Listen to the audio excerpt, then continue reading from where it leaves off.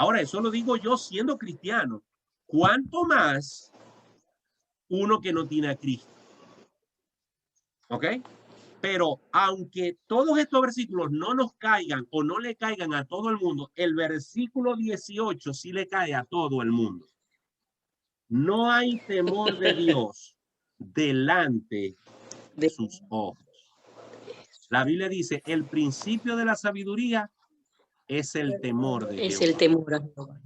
Ahora bien, me gusta un comentario que hizo John MacArthur acerca del temor. Porque durante años los evangélicos hemos discutido que si el temor de Dios es tenerle miedo a Dios. Y la respuesta es sí y la respuesta es no. ¿Ok? Y para no explicarlo yo, lo voy a explicar con algo que dice John MacArthur. Versículo 18 dice John MacArthur, el temor a Dios conforme a los principios bíblicos consiste en dos cosas. Si quieren, anotan eso. El temor a Dios conforme a los principios bíblicos consiste en 1. Sobrecogimiento ante su grandeza y gloria.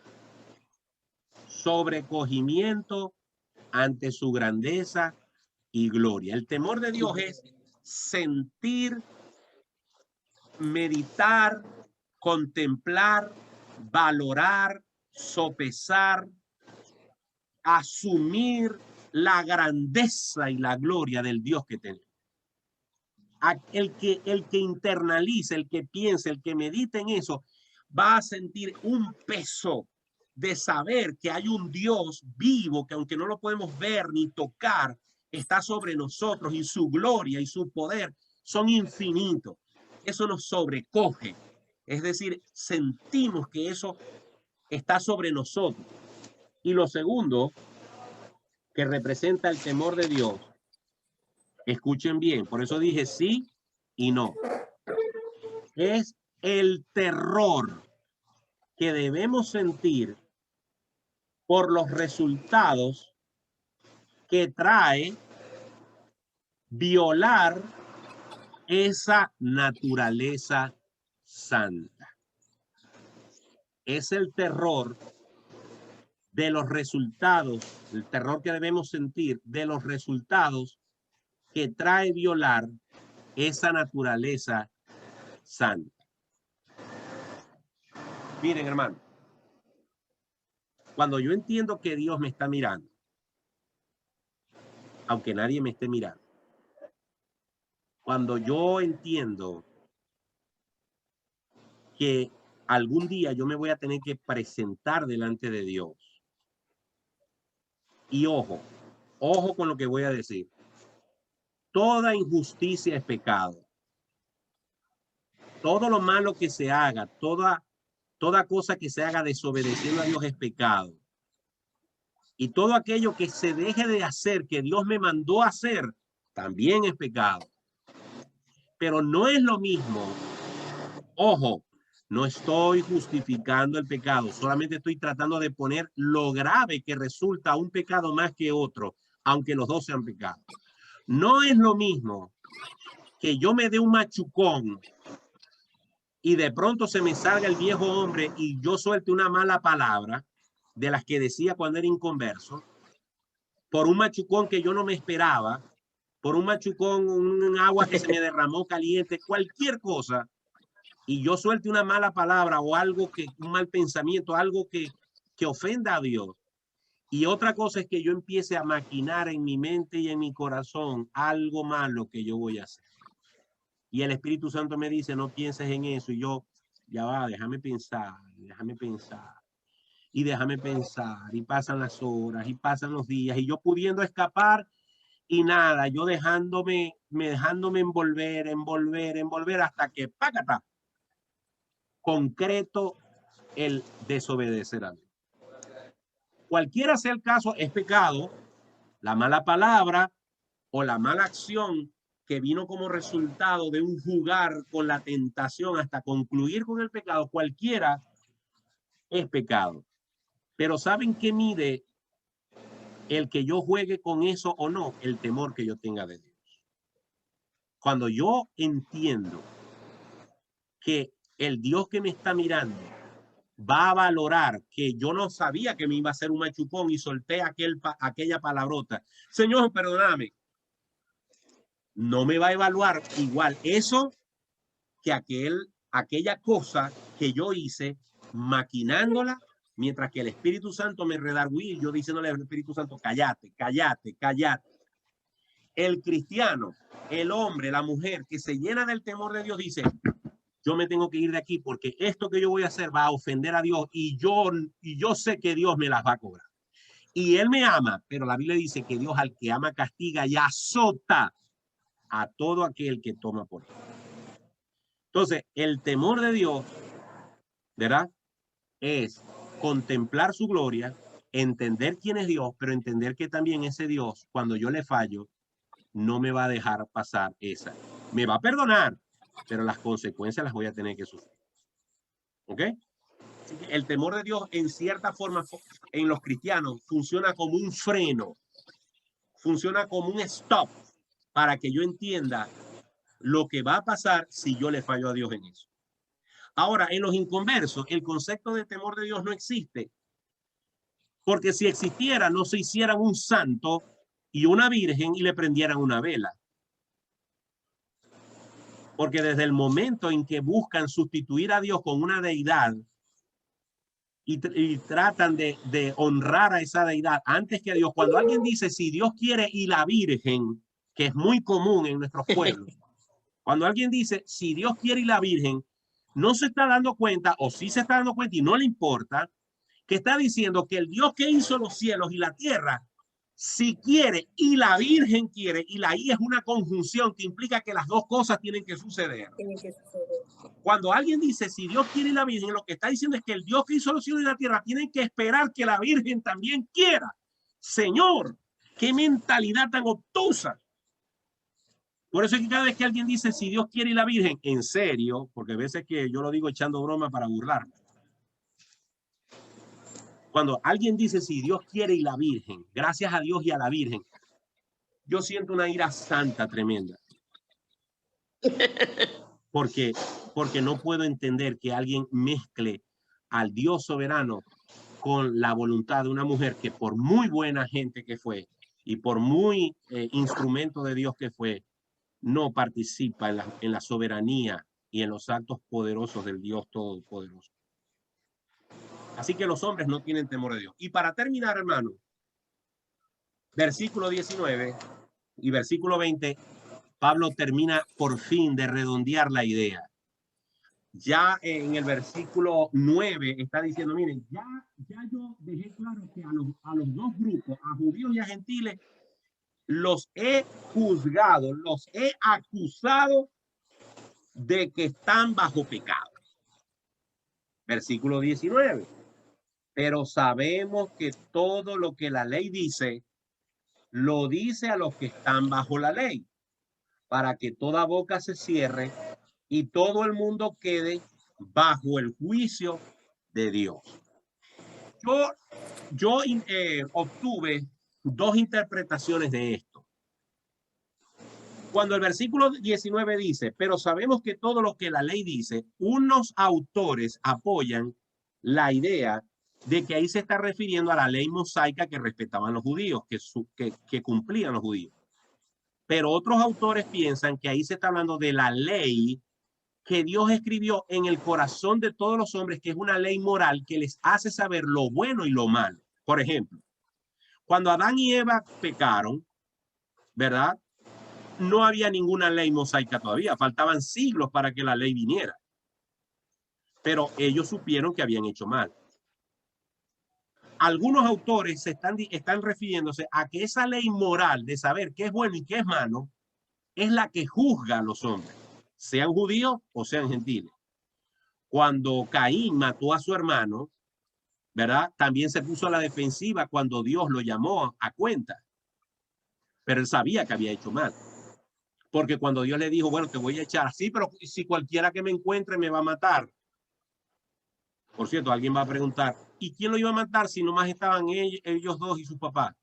Esa es otra respuesta como la que le tengo pendiente a Carlos de los gigantes. Cualquiera que me encuentre me va a matar. Él sabía que había hecho mal. Entonces, esa ley, ¿verdad? Que está en el corazón de los hombres y que no importa la cultura, no importa el lugar, el hombre sabe lo que es bueno y lo que es malo. Esa ley, según el versículo 19, los hombres están bajo esa ley, pero otros piensan que aquí se está refiriendo a la ley mosaica. Bien, hermano, yo simplemente digo que independientemente de cuál de las dos leyes sean, ya Pablo dejó claro que él está hablándole a judíos y a gentiles. Y independientemente de cuál ley sea, los dos grupos están bajo el juicio de Dios. Ninguno tiene excusa. Y el versículo 20 con el cual vamos a terminar hoy dice, ya que por las obras de la ley, ningún ser humano será justificado delante de él. Es decir, ya sea que por las obras de la ley mosaica o por las obras de la ley moral, no importa cuán bien se porte esa persona, ningún ser humano será justificado delante de él, porque por medio de la ley es el conocimiento del pecado. Hermanos, la ley es un termómetro que Dios nos dio para que sepamos cuán pecadores somos. Yo estoy trabajando para una empresa donde tengo que ir todos los días a escuelas del condado de Miami-Dade a buscar computadora. Y como soy un elemento exógeno, un elemento externo al colegio, en cada escuela yo tengo que presentar mi licencia, que es aquí como la cédula en Venezuela, para identificarme, y me tienen que tomar la temperatura y anotarla en un papel para que quede registro de que yo tenía una temperatura normal.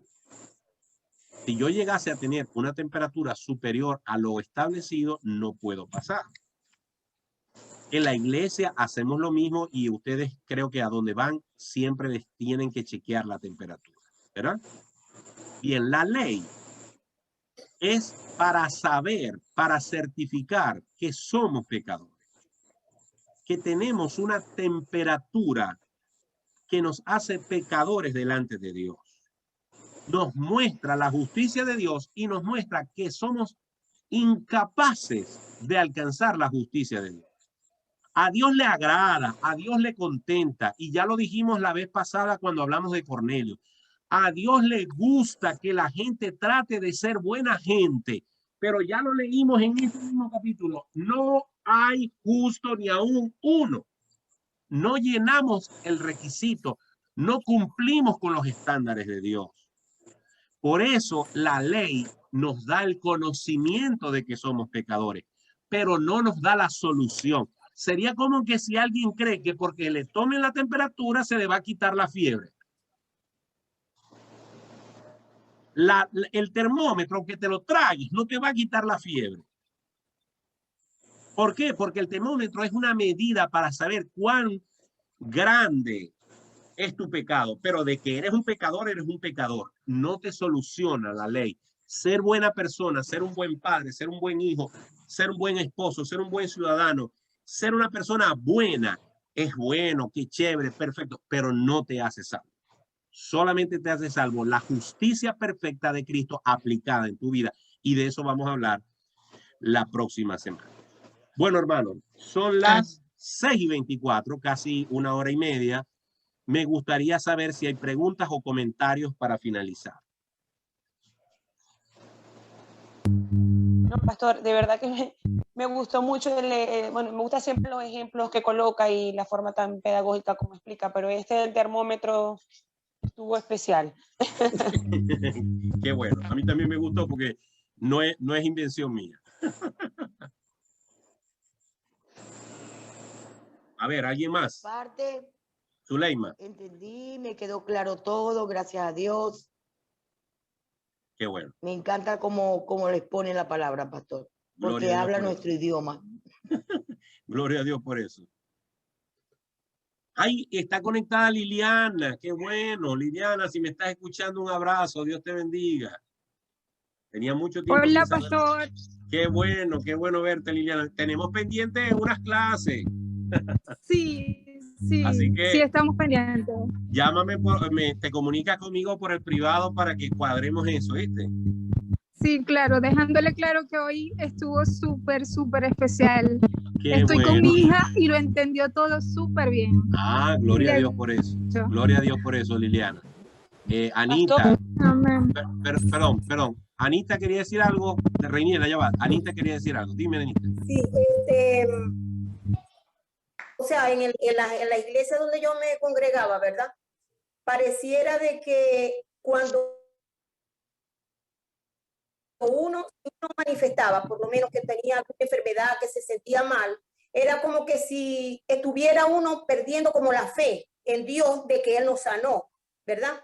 Entonces, yo en mi ignorancia, yo decía, ajá, refiriéndome, o sea, comparando ahora, guiándome por lo que usted dice de que tenía que hacer eso, porque si no, ¿cómo se le iba a dar la gloria a Dios? ¿Verdad? Entonces yo decía, ajá, pero ¿cómo uno, si Dios lo sana a uno? Porque si Él quiere, Él lo sana a uno. Entonces, ¿cómo uno le va a dar en ese momento la gloria si uno no ha dicho ni siquiera para que oren por enfermedad, porque relacionan la enfermedad como con pecado? Sí, en algunas iglesias, sobre todo las iglesias de la prosperidad, yo quiero decirles una cosa. Aquí aprovecho la pregunta que me hace Anita. Otra duda sobre eso. Ajá. No, rápidamente. En algunas iglesias... perdón, Anita. Termina tu pregunta. No, que yo cuando comencé también en los caminos del Señor, ¿verdad? Yo veía de que, o sea, como decir, por el hecho de ser médico, porque cuando la gente tenía alguna enfermedad, no buscaban al médico, sino que primero era con oración. A mí me costó eso, pedirle primero y ahora no, ya cambió, o sea, es diferente, porque ya yo sé quien hace todo, lo hace hasta es Dios, no es todo, no es la ciencia. Bueno, voy a responder la última y después la primera.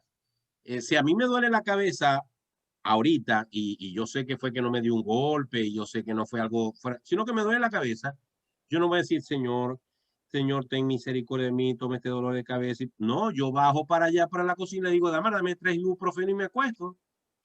No porque yo no crea que Dios no me puede quitar el dolor de cabeza, pero yo sé que ya le inventó el ibuprofeno y ya yo me he tomado 3 ibuprofenos, me acuesto y a la hora ya no tengo nada. ¿Para qué me voy a poner a orar por eso? Si yo sé que el ibuprofeno me lo va a quitar. Porque Dios en su misericordia permitió que unos científicos hace 100 años, 50, no sé cuántos años descubrieran algo para quitar el dolor de cabeza. Y si mañana o pasado a mí me sale una cosa que se llama celulitis, que me ha salido 3 veces en una pierna, si a mí me sale otra vez celulitis, la primera vez no sabíamos qué era, ya la segunda vez le cogí el golpe y la tercera vez, aunque fue igual de terrible, yo sabía que era celulitis lo que me tenía que tomar. Si Dios no lo quiera, a mí me llega a salir otra celulitis, ya yo sé cómo se llama la medicina, cuántas pastillas me tengo que... Ya no tengo que llamar ni al médico, porque me tengo que tomar un antibiótico carísimo, por cierto, que empieza con X, ahorita se me olvida el nombre. De pronto, Darín, tú sabes cuál es, pero ya yo no me voy a poner a orar, Señor, ayúdame. Por supuesto, le voy a dar gracias al Señor, le voy a pedir que me ayude a sobrellevar la enfermedad, pero yo sé que hay un antibiótico que me quita eso. Entonces, hay gente que trae de su tradición católica, llega a la iglesia cristiana y creen que el pastor tiene más poder, ¿verdad? Porque está más cerca de Dios.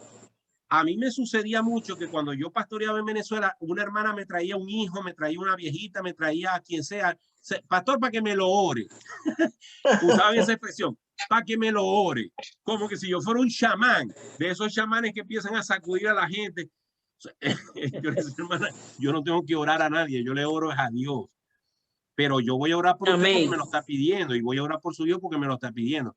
Pero por favor, quítese de la cabeza que yo estoy más cerca de Dios que usted. La Biblia dice, cuando tú tengas que pedirle algo a Dios, entra en tu aposento, pídele a Dios en privado y Él te recompensará en público. No hay otro mediador entre Dios y los hombres sino Jesucristo. Por lo tanto, ni el pastor ni nadie está más cerca de Dios que usted. Pero en algunas iglesias con mala o con buena intención, ya voy con la segunda parte, ¿verdad? Venden la idea de que el pastor, el apóstol, el profeta está más cerca, es el ungido, él es el que... Y por supuesto, eso lo hacen con buena o con mala intención, sobre todo con mala, para sacar provecho numismático de dinero, ¿verdad? Porque todo eso conlleva que la gente ofrende, pacte, no sé qué cosa, y sobre todo exaltan el ego del apóstol, del profeta, que viene y pone las manos. No, hermano. Hay que enseñar a cada cristiano que él también tiene la misma autoridad delegada del Espíritu Santo. Por supuesto que hay un pastor, por supuesto que hay gente con más experiencia, por supuesto que hay un hombre de Dios o una mujer de Dios que puede tener un poquito más de experiencia y si está lleno del Espíritu Santo te puede ayudar. Pero de ahí a que él tenga mayores poderes y mayor unción y que tú tengas que estar bajo su cobertura y bajo su paternidad, esos son inventos humanos para controlar y para sacarle dinero a la gente. ¿Ok? Así que Anita, por ahí van los tiros, ¿no? En ese tipo de iglesia, ya sea con buena o con mala intención, esa es la idea. Reiniela, ¿tú querías decir algo? Sí, pastor, era más o menos en relación a lo que usted habíamos acordado sobre las preguntas que nosotros le hiciéramos antes de la clase o durante la clase. ¿Verdad que es un poco incómodo cuando ustedes nos preguntan, ¿tienen alguna duda? Pero es que no tenemos duda, porque Ajá. usted va de versículo por versículo y es incómodo, pero realmente no nos quedan dudas. Entonces, no. Bueno, no, es que yo pregunto para que no vayan a decir que yo no pregunté, pero si no tienen duda, gloria a Dios. yo no me pongo bravo por eso. Digo, ¿será que el pastor cree que no estamos prestando atención? Y claro que No, sí. no. Lo que pasa es que para serle sincero, a mí me gusta responder preguntas, no todas, como ya te doy el chance, Carlos. No todas, como ya les he dicho, hay algunas que yo las respondo así, pero hay otras que requieren de estudio. Fíjense que Carlos tiene 8 meses esperando que yo le responda y no le he respondido. A ver, Carlos, dime. No, tiene cerrado el micrófono, Carlos. Ajá, ese ruido que hay, ¿qué cosa es? No sé, puede ser algún micrófono abierto. Un bajo fuertísimo que se siente. ¿Ustedes no lo oyen? No, sí, yo lo oigo, pero yo no lo oigo tan fuerte. No sé. De todas maneras, ya puse en mute a casi todo. Okay. Eso. No, Carlos, que lo está... Yo creo, no, Reiniela, yo creo que es algo con tus audífonos. Porque se oye cuando tú hablas. Cuando tú hablas es que se oye el... Ahora sí no lo oigo. Pero así ahorita, las otras veces que hablaste, sí. A ver, Carlos. Bueno, no, solamente yo quería decir, pastor, mire, todos pecamos y eso está claro, y no es pecar la diferencia de vivir una vida de pecado, indiscutiblemente, pero el pecar. Ahora, yo creo que lo más grave que existe en el ser humano, sinceramente, a lo que yo le tengo terror, es a perder el temor reverente hacia Dios. Eso es algo terrible. Porque uno puede pecar, como dice usted, una forma de expresión, un golpe, esto y lo otro. Ok, se le pide perdón al Señor, pero cuando se le pierde el temor reverente a Dios y se está haciendo algo premeditado o que no me importa y a mí me vale, y lo que sea, óigame, eso yo lo veo bien grave. Así es. Eso es falta de temor a Dios. Anita, con Anita terminamos, porque ya es tarde. Adelante, Anita. No, ahora que el hermano habló sobre el temor, ¿verdad? Yo era porque le escuché a un pastor explicando lo que era el temor, porque mi hijo una vez me preguntó, imagínate, mami, ¿cómo uno va a estar con Dios si uno lo que le tiene el temor? Uno tiene que tenerle temor a Dios. Le digo yo, papi, temor es hacer lo que Dios quiere que nosotros hagamos y no hacer lo que a Él no le gusta que nosotros hagamos, que no haga, o sea, no hacer lo que él dice que no debemos hacer. Entonces esa fue la manera que yo le expliqué lo que era el temor de Dios. Sí, tiene bastante sentido. Tiene bastante sentido esa forma en la que tú lo explicaste. El tema del temor a Dios o el temor de Dios, porque así lo dice la Biblia, el temor de Dios, sí. Es un tema muy amplio.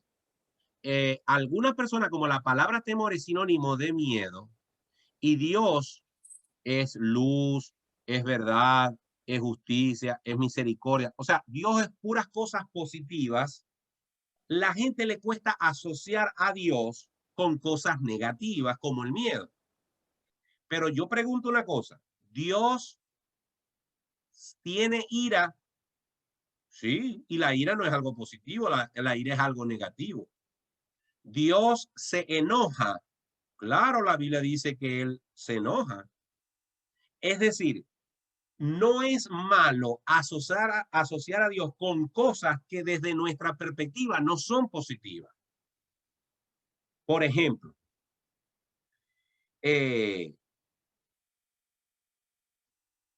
la palabra el temor de Dios tiene muchas o se puede usar de muchas acepciones.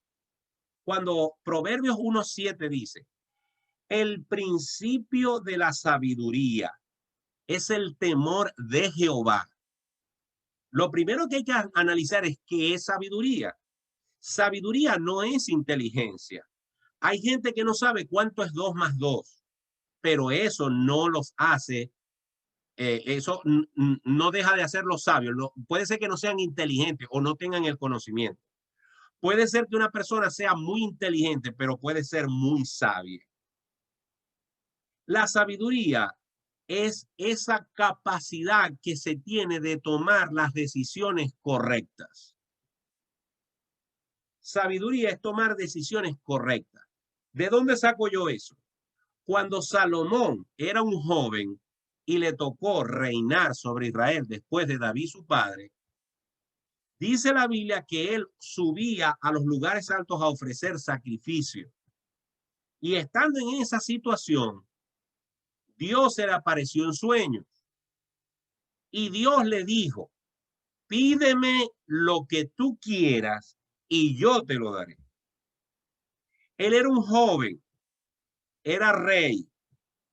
Él pudo haber pedido cosas como poder, saber quiénes eran sus enemigos y acabarlos, dinero, riquezas, fama, porque Dios le dijo, pídeme lo que tú quieras. No le dijo, pídeme aquellas cosas que en mí, no, lo que tú quieras. Y siendo joven e impulsivo, como son muchos los jóvenes, o como fuimos los jóvenes también, cuando fuimos jóvenes, impulsivos, él se pudo haber desbocado. Si el mismo Dios de los cielos me está dando la oportunidad de pedir lo que yo quiera, aquí voy a aprovechar. Sin embargo, dice la Biblia que Salomón pidió sabiduría, no pidió inteligencia, pidió sabiduría. Y dice él en su petición, porque soy joven y no sé cuándo ir a la derecha ni cuándo ir a la izquierda. ¿De qué estaba hablando? De tomar decisiones, de saber qué es lo correcto. Porque no hay cosa más satisfactoria de que tener que ir hacia un lado donde hay dos caminos y saber cuál es el camino correcto. Y la vida de los cristianos en muchas ocasiones es eso. Señor, ¿qué hago? ¿Me voy de Venezuela o no me voy? ¿Regreso a Venezuela o me quedo? ¿Sigo en mi matrimonio o me divorcio? ¿Castigo a mi hijo o lo consiento? ¿Gasto este dinero en esto o diezmo o una cantidad de decisiones en las que los cristianos vivimos preguntándonos qué será lo correcto? Señor, muéstrame, Señor, ¿qué debo hacer? Bueno, dice la Biblia, ¿verdad? Que Salomón pidió sabiduría. Ahora, ¿por qué Salomón pidió eso? Porque aunque Salomón después terminó muy mal, Salomón tenía temor de Dios. Salomón sabía que su deber era honrar a Dios.